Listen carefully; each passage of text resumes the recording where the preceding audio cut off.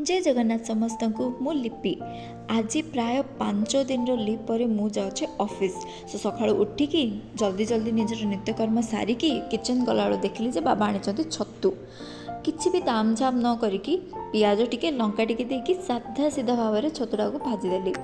आज डाली खाइबा बिल्कुल भी इच्छा होता से मामा कहली टे मस्त चारू गोटे बनवा जेहेतु शीत दिन बढ़िया बढ़िया टमाटो आसी सो मामा अलरेडी भात बनई देते चारू सिझेकी रखिदे मु गली भल से टिके पर्जी देकी चारूटा को साइड करदेली।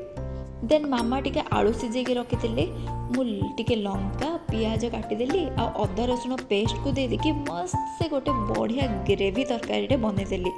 मोर रेडी हो गला आज शुक्रवार लंच मेन्यू मोर टिफिन पाई बोली। देन मु गली टिके पखाड़ खाई देकी मोर टिफिन बाड़ाटा स्टार्ट कली। बहुत जन कहती रुटी खाइबा दरकार किंतु खराले जदि टिके भात नथियो मते खाइला वाला बिल्कुल लागेनी। सो आज मोर टिफिन रे अछि भात टमाटो चारू छतु भजा आउ सालाड रे अछि गाजर आ काकुड़ी आउ रहिला आलूर ग्रेवी तरकारी। जेहेतु काली न्यू ईयर थिला मु मो सांग टे गुलाब जामुन नेकी जाउची। Thank you for watching.